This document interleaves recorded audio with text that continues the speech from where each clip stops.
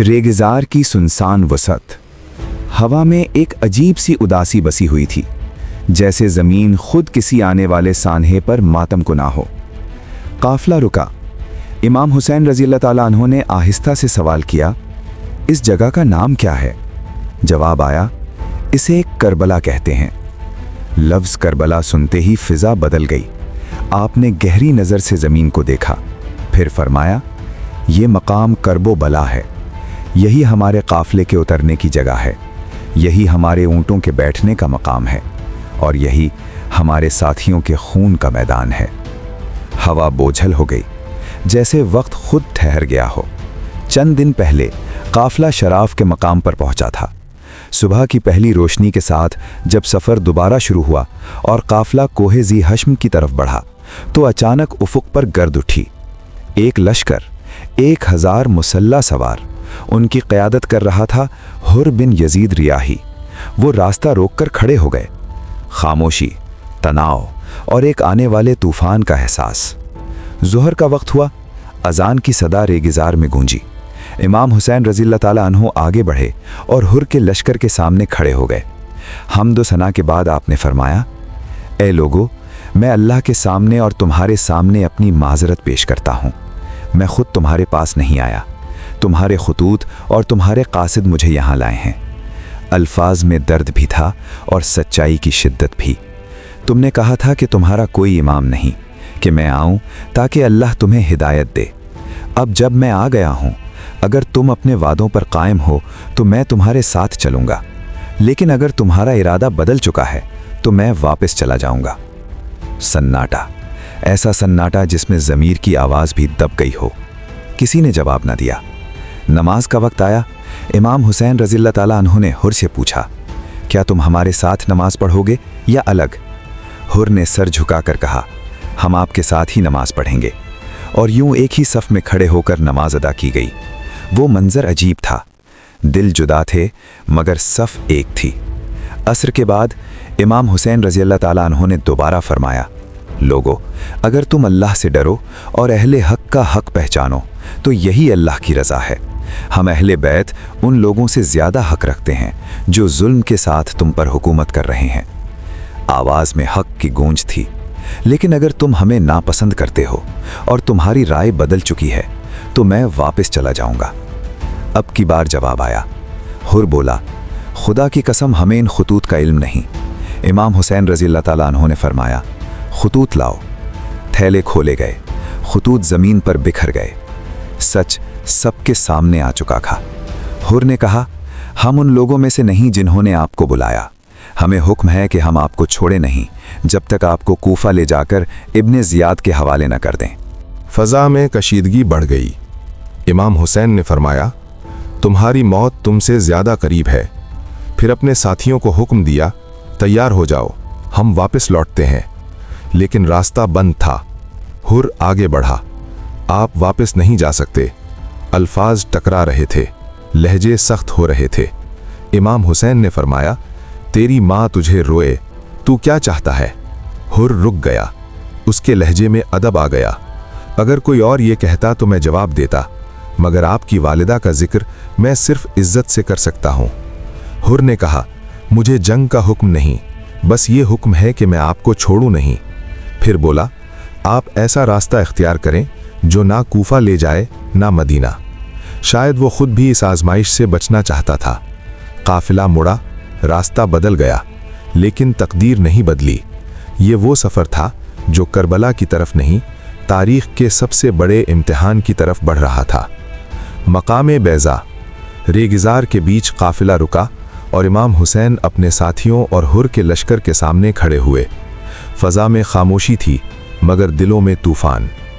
आपने एक पुरजोश खिताब फरमाया, ऐसा खिताब जो हक़ की आवाज़ था और बातिल के लिए एक चैलेंज।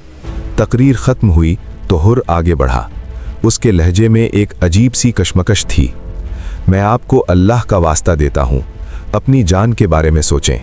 मैं गवाही देता हूँ, अगर आपने जंग की या आप पर जंग मुसल्लत की गई तो आप कत्ल कर दिए जाएंगे। ये सुनकर इमाम हुसैन की निगाह बुलंद हुई। क्या तुम मुझे मौत से डराते हो? आवाज़ में जलाल भी था اور حق کا وقار بھی۔ کیا تمہاری بدقسمتی یہاں تک پہنچ گئی ہے کہ تم مجھے قتل کرو گے؟ چند لمحے خاموشی، پھر آپ نے فرمایا، میں تمہیں وہی جواب دیتا ہوں جو بنی اوس کے ایک صحابی نے اپنے چچا زاد سے کہا تھا، اور پھر وہ الفاظ جو تاریخ میں امر ہو گئے، میں اپنے مقصد کو پورا کر کے رہوں گا، اور موت ایک جوان مرد کے لیے باعث عار میں ہی، جب اس کی نیت پاک ہو، جب وہ مسلمان ہو کر حق کے لیے کھڑا ہو، نیک لوگوں کی مدد کرے اور مجرموں سے الگ رہے۔ اسی دوران دور سے گرد اٹھی، چند سوار قافلے کی طرف بڑھ رہے تھے۔ یہ تھے ترماہ بن عدی اور ان کے ساتھی، جو کوفہ کی خبریں لے کر آ رہے تھے۔ جیسے ہی وہ قریب پہنچے، حر فوراً آگے بڑھا، یہ لوگ آپ کے ساتھی نہیں، یہ کوفہ سے آئے ہیں، میں انہیں آپ سے ملنے نہیں دوں گا، یا تو گرفتار کروں گا یا واپس بھیجوں گا۔ امام حسین آگے بڑھے، لہجہ مضبوط تھا، فیصلہ کن، میں ایسا نہیں ہونے دوں گا، یہ میرے مددگار ہیں، میں ان کی حفاظت ایسے کروں گا جیسے اپنی جان کی۔ پھر آپ نے حر کو یاد دلایا، تم نے خود کہا تھا جب تک ابن زیاد کا حکم نہیں آتا تم مجھ سے کوئی تعارض نہیں کرو گے۔ حر کچھ لمحے خاموش رہا، پھر بولا، یہ درست ہے، مگر یہ آپ کے ساتھ تو نہیں تھے؟ اب کی بار امام کی آواز اور مضبوط ہو گئی، اگرچہ یہ میرے ساتھ نہیں آئے مگر ان کا مقام وہی ہے، اگر تم نے ان میں سے کسی کو نقصان پہنچایا تو میں تم سے جنگ کروں گا۔ یہ سن کر حر پیچھے ہٹ گیا۔ یہ پہلا موقع تھا جب حق کے سامنے اس کی سختی کمزور پڑ گئی۔ اب امام حسین نے ان سواروں کی طرف رخ کیا، کوفہ کے حالات کیا ہیں؟ ان میں سے ایک مجمع بن عبداللہ عامری آگے بڑھے، ان کی آواز میں درد تھا، بڑے لوگ رشوت لے کر حکومت کے ساتھ مل گئے ہیں اور اب سب آپ کے خلاف متحد ہو چکے ہیں، رہے عام لوگ تو ان کے دل آپ کے ساتھ ہیں مگر ان کی تلواریں آپ کے خلاف اٹھیں گی۔ یہ سن کر فضا اور بوجھل ہو گئی، حق تنہا ہوتا جا رہا تھا۔ پھر امام حسین نے ایک سوال کیا، میرے قاصد قیس بن مسہر کا کیا حال ہے؟ جواب آیا، اور وہ جواب ایک زخم بن گیا۔ انہیں حسین بن نمیر نے گرفتار کر لیا تھا اور ابن زیاد کے پاس بھیج دیا۔ ابن زیاد نے کہا، حسین اور ان کے والد پر لعنت کرو، لیکن انہوں نے لعنت کے بجائے آپ اور آپ کے والد پر درود بھیجا، اور پھر ابن زیاد اور اس کے باپ پر لعنت کی اور لوگوں کو آپ کی نصرت کے لیے پکارا۔ یہ سن کر وقت جیسے رک گیا۔ پھر ابن زیاد نے حکم دیا کہ انہیں محل کی چھت سے نیچے گرا دیا جائے۔ وہ اس طرح گرے کہ ہڈیاں ٹوٹ گئیں اور پھر انہیں شہید کر دیا گیا۔ یہ خبر ایک پیر کی طرح دل میں اتر گئی۔ امام حسین کی آنکھیں نم ہو گئیں، آنسو رخسار مبارک پر بہنے لگے۔ ریگستان خاموش تھا۔ ترماہ بن عدی آگے بڑھے، ان کے چہرے پر فکر تھی، آواز میں اخلاص، اے فرزند رسول، حالات بہت نازک ہو چکے ہیں، آپ کے ساتھ صرف چند افراد ہیں اور وہ بھی جنگ کے لیے نہیں آئے، ادھر ہر کا لشکر 1000 مسلح سواروں پر مشتمل ہے اور یہ تعداد ہی کافی ہے۔ وہ رکے، پھر گہری سانس لے کر بولے، اور میں نے کوفہ کے باہر ایسا لشکر دیکھا ہے کہ زندگی میں کبھی نہیں دیکھا۔ میں نے پوچھا، یہ کس کے خلاف جمع ہو رہا ہے؟ تو جواب ملا، حسین بن علی رضی اللہ عنہ کے مقابلے کے لیے۔ فضا میں سنسنی پھیل گئی۔ ترماہ نے التجا کی، میں آپ کو اللہ کا واسطہ دیتا ہوں، اگر ممکن ہو تو کوفہ کی طرف ایک قدم بھی نہ بڑھائیں، اگر آپ کسی محفوظ مقام پر جانا چاہیں تو میرے ساتھ چلیں، میں آپ کو کوہ آجاہ لے چلوں۔ ان کی آواز میں یقین تھا، خدا کی قسم وہ پہاڑ ایسا ہے کہ ہم نے بڑے بڑے بادشاہوں سے وہیں پناہ لے کر خود کو محفوظ رکھا، کوئی ہمیں مغلوب نہ کر سکا۔ آپ وہاں آئیں، میں اپنی قوم کو آپ کی طرف بلاؤں گا، 10 دن بھی نہیں گزریں گے کہ ہزاروں سوار اور پیادے آپ کے گرد جمع ہو جائیں گے۔ پھر انہوں نے ایک وعدہ کیا، ایک ایسا وعدہ جو وفاداری کی انتہا تھا، अगर आप जंग का इरादा करें तो मैं 20,000 जानिशार फराहम करने की जिम्मेदारी लेता हूं। वो आपके सामने अपनी बहादुरी दिखाएंगे और जब तक एक भी जिंदा होगा कोई दुश्मन आपके करीब नहीं आ सकेगा। ये एक रास्ता था, नजात का रास्ता, ताकत का रास्ता।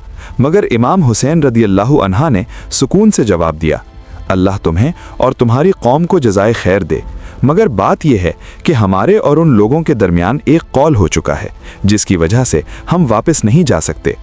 चंद लम्हे तवक्कुफ, और हमें नहीं मालूम अब अल्लाह हमारे और उनके दरमियान क्या फैसला फरमाएगा।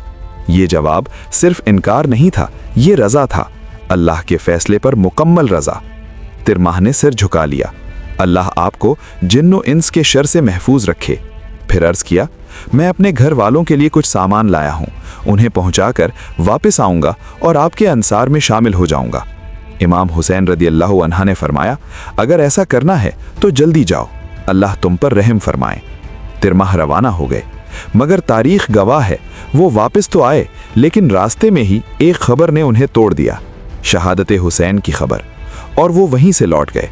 काफिला आगे बढ़ा, अजीब से चलकर नसर बिन मुकातिल पहुंचा। रात गहरी हो चुकी थी। आधी रात के सन्नाटे में इमाम हुसैन रदियल्लाहु अन्हा ने फरमाया, पानी भर लो और सफ़र की तैयारी करो। काफिला हरकत में आया और इसी सफ़र में कुछ लम्हों के लिए आप रदियल्लाहु अन्हा की आंख लग गई। अचानक आप रदियल्लाहु अन्हा चौंक कर बेदार हुए और 3 बार फरमाया, इन्ना लिल्लाहि व इन्ना इलैहि राजिऊन वल्हम्दुलिल्लाहि रब्बिल आलमीन। ये अल्फाज सुनकर एक बेटा बेचैन हो गया। इमाम ज़ैनुल आबिदीन आगे बढ़े, अब्बा जान, मैं आप पर कुर्बान, आपने ये कलिमात क्यों फरमाए? इमाम हुसैन रदियल्लाहु अन्हा ने फरमाया, मैंने ख्वाब में एक सवार देखा, वो कह रहा था लोग सफ़र कर रहे हैं और मौत उनकी तरफ बढ़ रही है। चंद लम्हे खामोशी, मैं समझ गया कि हमें अपनी मौत की खबर दे दी गई है। ये सुनकर बेटे ने सवाल किया, क्या हम हक पर नहीं हैं? इमाम हुसैन रदियल्लाहु अन्हा ने फरमाया, उस ज़ात की कसम जिसकी तरफ सब ने लौटना है, हम हक पर हैं। ये सुनकर बेटे के चेहरे पर सुकून आ गया। फिर अगर हम हक पर होते हुए मरें तो हमें ऐसी मौत की कोई परवाह नहीं। इमाम हुसैन रदियल्लाहु अन्हा ने मोहब्बत से फरमाया, अल्लाह तुम्हें वो बेहतरीन जज़ा दे जो एक बाप अपने बेटे को दे सकता है। ये वो सुबह थी जब तकदीर ने अपना आखिरी फैसला जमीन पर उतार दिया। नमाज फजर अदा की गई। रेगिजार की खामोशी में अल्लाह के हुजूर सर झुकाए गए। फिर काफिला दोबारा रवाना हुआ। हुर भी साथ साथ था, न करीब न दूर, बस एक साया जो हर कदम पर साथ चल रहा था। चलते चलते काफिला एक मैदान में दाखिल हुआ। नैनवा। यहां फिजा में एक अजीब सा बोझ था। इसी लम्हे दूर से एक सवार नमूदार हुआ, मुसल्लह, कंधे पर भारी कमान। वो सीधा हुर के पास आया, सलाम किया और एक खत उसके हवाले कर दिया। ये खत था इब्ने ज़ियाद का। हुर ने खत खोला और सबके सामने पढ़ना शुरू किया। जब मेरा कासिद तुम्हारे पास पहुंचे तो हुसैन रज़ियल्लाहु ताला अन्हा पर सख्ती करो और उन्हें ऐसे मैदान में उतार दो जहां ना कोई पनाह हो न पानी। अल्फाज जहर बनकर फिजा में फैल गए। मैंने अपने कासिद को हुक्म दिया है कि वो तुम पर नजर रखे और उस वक्त तक तुमसे जुदा ना हो जब तक तुम मेरे हुक्म पर अमल न कर लो। खामोशी, एक भारी तकलीफ दे खामोशी। हुर ने सर उठाया और इमाम हुसैन रज़ियल्लाहु अन्हा और आपके साथियों की तरफ देखा। अब उसके लहजे में नरमी नहीं थी। आपको इसी खुले मैदान में उतरना होगा जहां ना बस्ती है न पानी। ये सुनकर साथियों ने कहा, हमें नैनवा या गाजरिया या शुफिया में उतरने दो, मगर हुर ने इनकार कर दिया। मैं ऐसा नहीं कर सकता क्योंकि मुझ पर निगरानी रखी जा रही है। अब फिजा में बेबसी भी थी और गुस्सा भी। इसी लम्हे ज़ुहैर बिन कैन आगे बढ़े। उनकी आवाज़ में जोश था, या इब्ने रसूल अल्लाह, अभी हम इनसे आसानी से लड़ सकते हैं, लेकिन आगे बहुत बड़ी फौज आने वाली है, फिर हम मुकाबला नहीं कर सकेंगे। मगर इमाम हुसैन रज़ियल्लाहु अन्हा ने फरमाया, मैं अपनी तरफ से जंग की इब्तदा नहीं करूँगा। ज़ुहैर ने फिर अर्ज़ किया, तो फिर ऐसा कीजिए, सामने जो गांव हैं वहां चलें, वो महफूज भी है और फुरात के करीब भी। इमाम हुसैन ने पूछा, इस गांव का नाम क्या है? जवाब आया, अक्र। ये नाम सुनते ही आप रज़ियल्लाहु अन्हा ने फरमाया, मैं अक्र से अल्लाह की पनाह मांगता हूँ और यूं काफिला चलता रहा यहां तक कि वो उसी मैदान में ठहर गया। 2 मुहर्रम 61 हिजरी बरोज जुमेरात। यही वो दिन था जब खैमे नस्ब हुए। एक तरफ अहले बैत का काफिला, दूसरी तरफ हुर का लश्कर। हुर जिसके दिल में अहले बैत की अजमत भी थी, जो नमाज भी इमाम हुसैन रजी अल्लाह अन्हा के पीछे पढ़ता था, मगर वो इब्ने ज़ियाद के हुक्म का कैदी था। वो जानता था अगर उसने ज़रा सी नरमी दिखाई तो न वो बचेगा न उसका लश्कर, और इब्ने ज़ियाद उसे कभी माफ़ नहीं करेगा। इसीलिए वो हुक्म का पाबंद रहा। दिल कुछ और कहता रहा मगर कदम किसी और रास्ते पर चलते रहे। कुछ रिवायात ये भी कहती हैं कि एक रात हुर खामोशी से इमाम हुसैन रजी अल्लाह अन्हा के पास आया और खैर ख्वाही से कहा, बड़ी फौज आ रही है, बेहतर है आप रात के अंधेरे में यहाँ से चले जाएं, मैं आपका पीछा नहीं करूँगा। चुनाचे काफिला रात भर चलता रहा, लेकिन सुबह जब आंख खुली तो वहीं थे, उसी मकाम पर जहाँ से चले थे। ये सिर्फ रास्ता नहीं था जो बंद हो चुका था, ये तकदीर थी जो अपने मकाम पर उन्हें वापस ले आई थी। इमाम हुसैन रजी अल्लाह अन्हा ने इर्द गिर्द देखा, फिजा वही, उदासी वही। आप रजी अल्लाह अन्हा ने पूछा, इस जगह का नाम क्या है? जवाब आया, करबला। लफ्ज़ करबला और तारीख रुक गई। आप रजी अल्लाह अन्हा ने फरमाया, ये मकाम करबो बला है, यही हमारे क़याम की जगह है, यही हमारे ऊँटों के बैठने का मकाम है, और यही हमारे साथियों का मक्तल है। रेगिजार खामोश था मगर ज़मीन गवाही दे रही थी। यहाँ एक ऐसी कुर्बानी लिखी जा चुकी है जो क़यामत तक जिंदा रहेगी। यहाँ से शुरू होता है वो मरहला जहाँ आजमाइश अपने उरूज पर पहुँचती है। प्यास, मुहासरा, वफादारी और वो अजीम कुर्बानियाँ जो करबला को सिर्फ एक वाक़या नहीं बल्कि एक पैगाम बना देती हैं। अगले हिस्से में आप देखेंगे फुरात का पानी कैसे रोका गया, अहले बैत पर पहला मुहासरा कैसे तंग हुआ, और वो रात जो तारीख की सबसे मुक़द्दस रातों में शुमार होती है। ये दास्तान अभी ख़त्म नहीं हुई, असल करबला तो अब शुरू होने वाली है।